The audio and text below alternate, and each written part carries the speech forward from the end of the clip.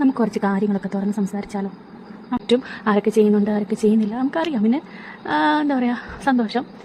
എപ്പോഴേലും നമ്മൾ എന്താ പറയുക, ആരെയും ഒന്നും നിർബന്ധിക്കേണ്ട കാര്യമില്ല. ഒന്നിനും അവർക്കൊരു താല്പര്യം തോന്നി, ഇഷ്ടം തോന്നി അവർ ചെയ്യുവാൻ. പക്ഷേ നമ്മൾ പ്രതീക്ഷിച്ച കുറേ ആൾക്കാരുണ്ട്, ഉറപ്പായിട്ട് നമ്മളെ സപ്പോർട്ട് ചെയ്യും, അല്ലെങ്കിൽ നമ്മളോട് ഇതിനെപ്പറ്റി സംസാരിക്കും എന്നൊക്കെ ഓർത്ത് കുറച്ച് പേരുണ്ട്. എനിക്ക് ഒരുപാട് കോൺടാക്റ്റ് കാര്യങ്ങളൊന്നും ഉള്ള ആളല്ല ഞാൻ. വളരെ കുറച്ച് കോൺടാക്റ്റ് കാര്യങ്ങളൊക്കെ എനിക്കുള്ളൂ. ഞാൻ നേരത്തെ സോഷ്യൽ മീഡിയയിൽ ആക്റ്റീവ് ആയിട്ടുള്ള ഒരാളൊന്നും അല്ല. അതുകൊണ്ട് തന്നെ ഇങ്ങനെ ഒരു യൂട്യൂബ് ചാനൽ തുടങ്ങിയപ്പോൾ എൻ്റെ കൂട്ടുകാരൊക്കെയാണ്. Hello, welcome back to YouTube channel home by Devu. ഇന്നലെ ഞാൻ വീഡിയോ ഇടണമെന്ന് വിചാരിച്ചിരുന്നതായിരുന്നു, പക്ഷെ പറ്റിയില്ല. ഇന്നലെ കൊണ്ട് നമ്മുടെ ഒരു ജോലിയും തീർന്നില്ല. കുറേ സാധനങ്ങളെല്ലാം അവിടെ ഇവിടെയായിട്ട് അലങ്കോലപ്പെട്ടൊക്കെ കിടക്കല്ലായിരുന്നു. അപ്പോൾ അതൊക്കെ ഒതുക്കി വെച്ചിട്ട് ചെറിയൊരു വീഡിയോ ആയിട്ട് ചെയ്യാമെന്ന് ഓർത്തു. പക്ഷേ ഇന്നലെ കൊണ്ട് തീർന്നില്ല. അപ്പോൾ ഇന്നിതാ നമ്മൾ അടുത്ത എന്താ പറയുക, അതിൻ്റെ ബാക്കിയായിട്ട് ചെയ്യാൻ പോവാണ്. അപ്പം വീഡിയോ ഇഷ്ടമായ എല്ലാവരും ലൈക്ക് ചെയ്യണം, ഷെയർ ചെയ്യണം, സപ്പോർട്ട് ചെയ്യണം. നിങ്ങൾ വീഡിയോ കണ്ട് മാത്രം സപ്പോർട്ട് ചെയ്താൽ പോരാ. നിങ്ങളുടെ ഓരോ സപ്പോർട്ടും ലൈക്കും കമൻറ്റും ഒക്കെ ആയിട്ട് വേണം. അറിയാമല്ലോ, തുടക്കക്കാരായതുകൊണ്ട് അങ്ങനെയുള്ള ലൈക്ക് കമൻറ്റ് ഉണ്ടെങ്കിൽ മാത്രമേ നമ്മുടെ വീഡിയോ ഒരുപാട് പേരിലേക്ക് എത്തത്തുള്ളൂ, റെക്കമെൻഡ് ചെയ്യത്തുള്ളൂ. അപ്പോൾ അങ്ങനെ ഉള്ളതുകൊണ്ട് അതുകൂടൊക്കെ ചെയ്ത് എല്ലാവരും സപ്പോർട്ട് ചെയ്യണം. അപ്പോൾ അത്രയേ ഉള്ളൂ, തുടങ്ങാം. ഫുള്ള് സാധനങ്ങൾ വാരി വലിച്ചിട്ട് ആകെപ്പാട് അലമ്പായിരുന്നു കേട്ടോ. ഇപ്പം എല്ലാം ഒന്ന് വൃത്തിയാക്കി വെക്കണമെന്ന് ഓർത്താലും ഒന്നിനും നേരം കിട്ടാറില്ല. അതിനകത്തെല്ലാം ഡ്രസ്സാണ്, അകത്തും പുറത്തും എല്ലാം ഡ്രസ്സാണ്. പല പല കവറിനകത്താക്കിയൊക്കെ ഞാൻ വെച്ചേക്കും. എനിക്കിതെല്ലാം ഒന്ന് അടുക്കി വെക്കണമെന്ന് പറഞ്ഞിട്ട് ഞാൻ സത്യം പറഞ്ഞാൽ ഇപ്പോൾ ഈ വീഡിയോ ഇടുന്നത് 3-ാമത്തെ ദിവസമാണ്. ആദ്യത്തെ ദിവസം ഞാൻ എടുത്താൽ കഴിഞ്ഞിട്ട് വൈകിട്ടിടാം, നടന്നില്ല. 2-ാമത്തെ ദിവസമായപ്പോൾ ഓർത്താൽ ഓക്കെ, അതാ നിങ്ങൾ ഈ കണ്ട ഇൻട്രോ. 2-ാമത്തെ ദിവസം എടുത്ത് ഇൻട്രോയ അന്ന് ഇന്നലെ എന്താ പറയുക ഇടാൻ നിർത്ത്. ഇതിപ്പോൾ 3-ാമത്തെ ദിവസമായി. സത്യം ഇതെല്ലാം അടുക്കി പെറുക്കി എല്ലാം കഴിഞ്ഞ് കഴിഞ്ഞപ്പോൾ എനിക്ക് അങ്ങ് വയ്യാണ്ടായിപ്പോയി. ഫുള്ള് വയ്യായികയാണ്. പനിയും വന്നു. പിന്നെ ഇത്ര നേരം ചവിട്ടി പിടിച്ച് നിൽക്കുകയും അങ്ങനെയൊക്കെ അടുക്കുകയൊക്കെ ചെയ്തപ്പം പുറം വേദന, നടുവേദന, ഓൾറെഡി നടുവേദന ഉള്ള ആളാണ് ഞാൻ. നമുക്ക് കുറച്ച് കാര്യങ്ങളൊക്കെ തുറന്ന് സംസാരിച്ചാലോ? നമുക്ക് കാര്യങ്ങളൊക്കെ സംസാരിച്ചുകൊണ്ട് ജോലി ചെയ്യാം. അപ്പോൾ ഒന്നുകൂടെ ഒരു ഇൻട്രസ്റ്റ് ആയിരിക്കുമല്ലോ. എന്താ ഞാൻ പറയണ്ടേ? എന്നെപ്പറ്റി ഏകദേശം ഒക്കെ ഞാൻ പല വീഡിയോകളിലായിട്ട് പറഞ്ഞ് നിങ്ങൾക്ക് അറിയായിരിക്കും. എൻ്റെ പേര് ദേവു എന്നാണ്. ഞാൻ വെളിയനാടെന്ന് പറഞ്ഞ സ്ഥലത്തു നിന്നാണ്. എന്താ പറയുക, ജോലിയൊക്കെ അക്കൗണ്ടൻ്റായിട്ട് ഒരിടത്ത് ജോലി ചെയ്തിരുന്നു. ഇപ്പോൾ 2-ാമത്തെ ബേബി ആയപ്പോൾ അവിടെ നിന്ന് ഇറങ്ങി. അപ്പം അടുത്ത ആളുമായിട്ട് വീട്ടിൽ ഇരുന്നപ്പോഴാണ് ഇങ്ങനെയൊരു ചാനൽ സ്റ്റാർട്ടാക്കിയാലോ എന്നിങ്ങനെ തോന്നിയത്. അപ്പോൾ അങ്ങനെ ഞാൻ തുടങ്ങിയതാണ് ഈ ഒരു യൂട്യൂബ് ചാനൽ. തമാശകളിലേക്ക് തുടങ്ങിയതല്ല, സീരിയസ് ആയിട്ട് തന്നെ തുടങ്ങിയതാണ്. പക്ഷേ സീരിയസ് ആയിട്ട് എനിക്കതിലേക്ക് വരാൻ ഇതുവരെ പറ്റിയിട്ടില്ല. പക്ഷേ എൻ്റെ ഉള്ളിൽ ഭയങ്കര ആഗ്രഹത്തോടു കൂടി തന്നെ ഞാൻ തുടങ്ങിയ ഒരു കാര്യമായിരുന്നു ഇത് കേട്ടോ, ചുമ്മാ തമാശകളിയല്ല. പിന്നെ ഈ ഒരു ചാനൽ തുടങ്ങിയപ്പം എനിക്കുണ്ടായ കുറച്ച് കാര്യങ്ങൾ, അതാണ് എനിക്കിപ്പം നിങ്ങളോട് പറയാൻ തോന്നുന്നത്. ഞാനിങ്ങനെ ഒരു ചാനൽ തുടങ്ങിയിട്ട് എനിക്ക് ഒരുപാട് കോണ്ടാക്റ്റ് കാര്യങ്ങളൊന്നും ഉള്ള ആളല്ല ഞാൻ. വളരെ കുറച്ച് കോണ്ടാക്റ്റ് കാര്യങ്ങളൊക്കെ എനിക്കുള്ളൂ. ഞാൻ നേരത്തെ സോഷ്യൽ മീഡിയയിൽ ആക്റ്റീവ് ആയിട്ടുള്ള ഒരാളൊന്നും അല്ല. അതുകൊണ്ട് തന്നെ ഇങ്ങനെ ഒരു യൂട്യൂബ് ചാനൽ തുടങ്ങിയപ്പോൾ എൻ്റെ കൂട്ടുകാരൊക്കെ ആണെങ്കിലും ആദ്യം പറഞ്ഞത് എനിക്ക് സക്സസ് ആകാൻ പാടായിരിക്കും എന്ന്, കാരണം കോണ്ടാക്റ്റ് കുറവല്ലേ. അപ്പോൾ ഞാൻ ഓർത്തു എന്താണേലും എന്താ പറയുക, നമുക്കൊന്ന് തുടങ്ങി നോക്കാം. അങ്ങനെ തന്നെയാണ് ഞാനിത് തുടങ്ങിയത്. പക്ഷേ സത്യം പറയാം, വേറെ കുറച്ച് പേര് നന്നായിട്ട് സപ്പോർട്ട് ചെയ്ത ഫ്രണ്ട്സുണ്ട്. ഇടി നീ തുടങ്ങി, നീ ഇട്ടോ, വീഡിയോസൊക്കെ കയറി പൊക്കോളൂ, ആൾക്കാർ കണ്ടോളും, തുടക്കം സബ്സ്ക്രൈബേഴ്സ് കുറവായിരിക്കും, ആൾക്കാർ കാണത്തില്ലായിരിക്കും, ലൈക്ക് കുറവായിരിക്കും, എല്ലാം കുറവായിരിക്കും, പക്ഷേ പിന്നെ അത് കയറി സെറ്റായിക്കോളൂ എന്നൊക്കെ പറഞ്ഞും എന്നെ സപ്പോർട്ട് ചെയ്ത ഒത്തിരി പേരുണ്ട്. അവരെയൊക്കെ ഞാൻ ഈ സമയത്ത് ഒത്തിരി നന്ദിയോടെ ഓർക്കുന്നു കേട്ടോ. പക്ഷേ നമ്മൾ പ്രതീക്ഷിച്ച കുറേ ആൾക്കാരുണ്ട്, ഉറപ്പായിട്ടും നമ്മളെ സപ്പോർട്ട് ചെയ്യും, അല്ലെങ്കിൽ നമ്മളോട് ഇതിനെപ്പറ്റി സംസാരിക്കും എന്നൊക്കെ ഓർത്ത കുറച്ച് പേരുണ്ട്. പക്ഷെ അവരാരും ഇങ്ങനൊരു ചാനൽ നീ തുടങ്ങിയോ എന്ന് പോലും ചോദിച്ചിട്ടില്ല എന്നുള്ളതാണ് സത്യം.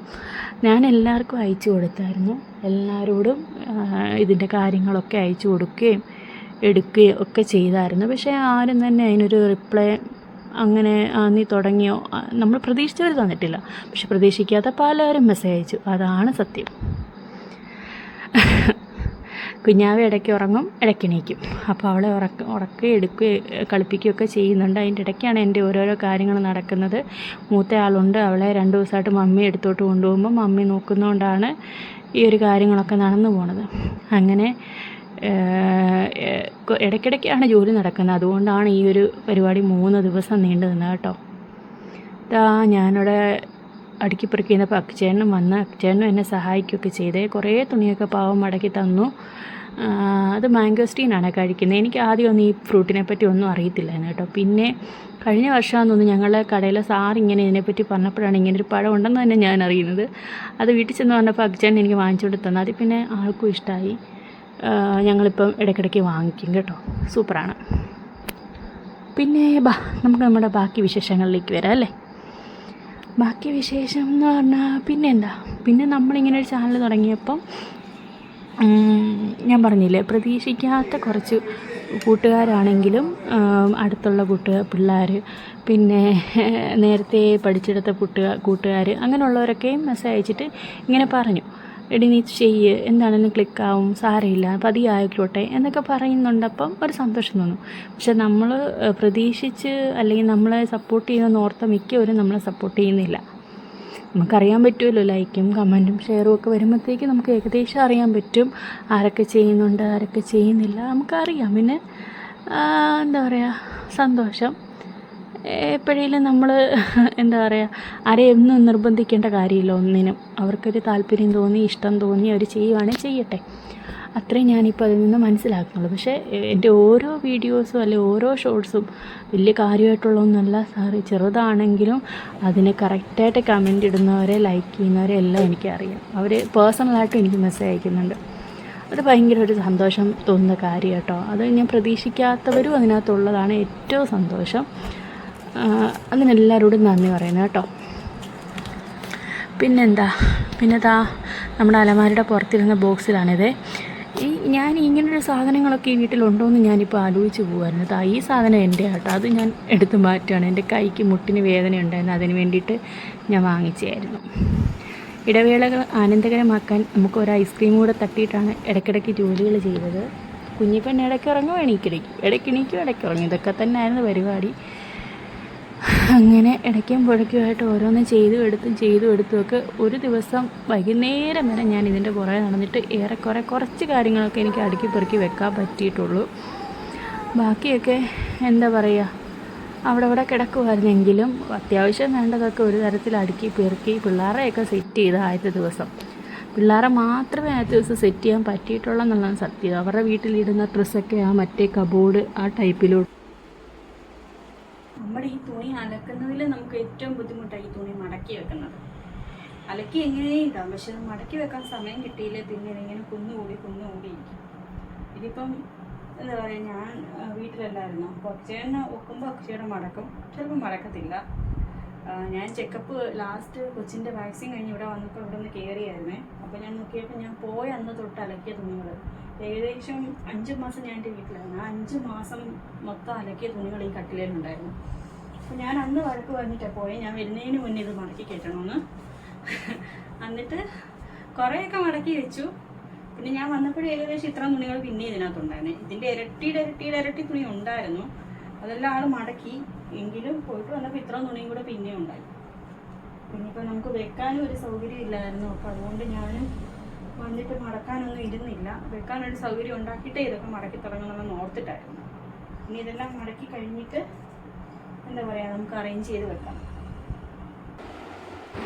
അടുത്ത ദിവസം ഞാൻ പിന്നെ ഇറങ്ങി കേട്ടോ. ബാക്കി അടുക്കിപ്പെറുക്കുമായിട്ട് ഒന്നും തീരുന്നില്ലായിരുന്നു. പിറ്റേ ദിവസം ഞങ്ങളുടെ തുണിയൊക്കെ അടുക്കിപ്പെറുക്കാനായിട്ട് ഞാൻ ഇറങ്ങി. ഇതുപോലത്തെ വലിയ ബാഗിനകത്താക്കി കുറേയൊക്കെ ഞാൻ വെച്ചേക്കുവാണേ. പിന്നെ നമ്മുടെ എല്ലാം കാര്യം എന്ന് വെച്ചാൽ എന്നെന്നല്ല, എനിക്കറിയാം പൊതുവേ ഉള്ള പെണ്ണുങ്ങളുടെ കാര്യം ഇങ്ങനെയാണ്. നമുക്ക് കയറാത്ത ഡ്രസ്സാണേലും നമുക്ക് ഉപയോഗിക്കാൻ പറ്റാത്ത ഡ്രസ്സാണേലും നമ്മൾ കളയത്തില്ല. അതിങ്ങനെ നമ്മുടെ അലമാരിയിൽ ഒരു സൈഡിൽ കാണും, സത്യമല്ലേ? അപ്പോൾ എൻ്റെ ഒരു അവസ്ഥ ഇത് തന്നെയാണ്. ഞാൻ ഈ മടക്കാനിരുന്നപ്പോൾ ഓർത്ത്, ഇനി വേണ്ടാത്ത എല്ലാം മാറ്റിയിരിക്കും, ഉറപ്പായിട്ടും മാറ്റും എന്നൊക്കെ. പക്ഷേ മടക്കി വന്നിട്ട് എനിക്ക് കളയാൻ മനസ്സില്ല, അല്ലെങ്കിൽ അത് മാറ്റാൻ മനസ്സില്ല. കുറേയൊക്കെ ഞാൻ മാറ്റി വെച്ച് വന്നിട്ടും എനിക്ക് പറ്റാത്ത കുറേ ഡ്രസ്സുകളുണ്ട്. ഞാൻ അത് പിന്നെ ഇതിനകത്ത് കയറ്റിയിട്ടുണ്ട് കേട്ടോ. എന്താ ചെയ്തതെന്ന് വെച്ചാൽ അടുക്കിപ്പെറുക്കി എല്ലാം വൃത്തിക്ക് അടുക്കിപ്പെറുക്കിയിട്ട് ഞാൻ ഇപ്പോൾ ഇടുന്ന ഡ്രസ്സുകൾ മാത്രം സെപ്പറേറ്റ് മാറ്റി വെച്ചു. ഞാൻ ഇപ്പോൾ ഉപയോഗിക്കുന്ന ഡ്രസ്സുകളിൽ എനിക്കിപ്പം പറ്റുന്ന ഡ്രസ്സുകൾ ഞാൻ മാറ്റി വെച്ചു. ഞാൻ ഉപയോഗിക്കാത്ത സെക്ഷനുണ്ട്, ഒട്ടും ഇഷ്ടമില്ലാത്തല്ല ഉപയോഗിക്കാത്ത കുറേ ഡ്രസ്സ്, അത് ഞാനൊരു ഇതിനകത്താക്കി, ഒരു ബാഗിനകത്താക്കി അത് വെച്ചു. പിന്നെ എന്തെങ്കിലും വണ്ണം കുറഞ്ഞാൽ ഇടാം എന്നും പറഞ്ഞ് വേറെ കുറേ ഡ്രസ്സുകൾ. ഇപ്പോൾ വണ്ണം വെച്ചപ്പോൾ നമുക്ക് ഇടാൻ പറ്റാത്ത കുറേ ഡ്രസ്സുകളുണ്ടല്ലോ. അപ്പം വണ്ണം കുറയുവാണെങ്കിൽ ഇടാം, അതും കളയാൻ മനസ്സില്ല. അപ്പോൾ അങ്ങനെ വണ്ണം കുറയാനിടാമെന്ന് പറഞ്ഞ് വേറെ ഡ്രസ്സുകൾ, അങ്ങനെ പല പല ബാഗുകളിലായിട്ട് ഞാൻ സെറ്റ് ചെയ്തു. എന്നിട്ട് ഇതെല്ലാം കയറ്റി. അക്കുചേട്ടൻ്റെ തുണി അടുക്കലായിരുന്നു പിന്നെ ജോലി. അടുക്കി ഒരിടത്തോട്ട് കയറ്റും, പിന്നെ എനിക്ക് മനസ്സില്ല, പിന്നെയും ഞാൻ ഇറക്കും. ഇതൊക്കെ തന്നെ ആയിരുന്നു പരിപാടിയെ. എന്നാ ചെയ്യണമെന്ന് എനിക്കറിയില്ല. പിന്നെ ഞാനോടത്ത് പോകും. എന്നിട്ട് ആളെന്നോട് പറഞ്ഞാൽ നാളെ ഒന്നും തൊടണ്ട, ഒന്നും എടുക്കണ്ടെന്നൊക്കെ. പക്ഷേ എനിക്കൊരു സാറ്റിസ്ഫാക്ഷൻ ഇല്ല. ഞാൻ പിന്നെ പുള്ളിയുടെ എടുത്തു പറ്റുന്ന പോലൊക്കെ അടുക്കി പെറുക്കി. എല്ലാ പരിപാടിയും കഴിഞ്ഞിട്ട് ഇതൊന്ന് ഈ വീഡിയോ എഡിറ്റ് ചെയ്തിടാൻ നോക്കിയിട്ട് എനിക്ക് പറ്റുന്നില്ല. കാരണം ഒരറ്റത്തും തുടങ്ങുമ്പോൾ ഒരറ്റത്തും ഇളകി വരുക സാധനങ്ങൾ. അപ്പോൾ എനിക്ക് മനസ്സിലായി ഈ പരിപാടി ഇവിടെ കൊണ്ടൊന്നും നിൽക്കത്തില്ലെന്ന്. അപ്പം ഞാൻ എന്താ പറയുക, തൽക്കാലം ഒരു തരത്തിൽ ആ തട്ടിക്കൂട്ടി അടുക്കി പെറുക്കിയിട്ടൊക്കെ ഇത് വൈൻഡപ്പ് ചെയ്യാമെന്ന് ഓർത്തു. കുറേ തുണികൾ നമ്മൾ അലക്കാൻ കിടക്കുന്നു, അലക്കി ഉണങ്ങാൻ കിടക്കുന്നു, മഴ കാരണം ഉണങ്ങിയിട്ടില്ല. അപ്പോൾ അതും എല്ലാം കൂടെ ഒന്ന് അടുക്കി പെറുക്കിയിട്ട് നമുക്ക് ഈ വീഡിയോ ക്ലോസ് ചെയ്യാൻ പറ്റുന്നില്ല. അതുകൊണ്ട് ഉള്ള തുണികളൊക്കെ വെച്ചിട്ട് അത്യാവശ്യം ഭംഗിയിൽ 3 അലമാരിയും അടുക്കി വൃത്തിയാക്കി വെച്ചു, സെറ്റ് ചെയ്തു. എൻ്റെ 3 ദിവസത്തെ കഷ്ടപ്പാടാണ്. ഒരു തരത്തിയെല്ലാം വെച്ച് കഴിഞ്ഞിട്ട് ദച്ചുവിൻ്റെ കുറേ വലിയ വലിയ ഡ്രസ്സുകളുണ്ടല്ലോ, ഈ പാവാടയും ബ്ലൗസും ഉടുപ്പ്, അതൊക്കെ ഞാൻ ബാഗിനകത്ത് തന്നെ ആക്കി വെക്കുമായിരുന്നു. പുറത്തൊന്നും വെച്ചില്ല, കാരണം ഒന്നെടുക്കുമ്പോൾ ഒന്നിങ്ങനെ നിരങ്ങി താഴെ വരും. അപ്പോൾ അതെല്ലാം ഞാൻ ഈ ബാഗിനകത്ത് കാര്യങ്ങളിനകത്തൊക്കെ ആക്കി തന്നെ കയറ്റി വെച്ചു. പിന്നെ എന്താ, ബാക്കി ഒരുവിധം ഓക്കെ ആക്കി, ഡ്രസ്സുകളൊക്കെ ഒരുവിധം കയറ്റി. ഇനി അലക്കാനുള്ള ഡ്രസ്സുകളും അലക്കിയിട്ട ഡ്രസ്സുകളും മാത്രമേ ഇതിനകത്ത് കയറാനുള്ളൂ. അലക്കുലത്തെ സാധനങ്ങളൊന്നും സെറ്റ് ചെയ്തിട്ടില്ല, അത് പിന്നെ സെറ്റ് ചെയ്യാം. അപ്പം വീട്ടിലിടുന്നതെല്ലാം ഇങ്ങോട്ടേക്ക് മാറ്റി പിള്ളേരെ. അപ്പോൾ അത്രയൊക്കെ ഉള്ളൂ കേട്ടോ. വീഡിയോ ഇഷ്ടമായ എല്ലാവരും ലൈക്ക് ചെയ്യണം, ഷെയർ ചെയ്യണം, സബ്സ്ക്രൈബ് ചെയ്യണം.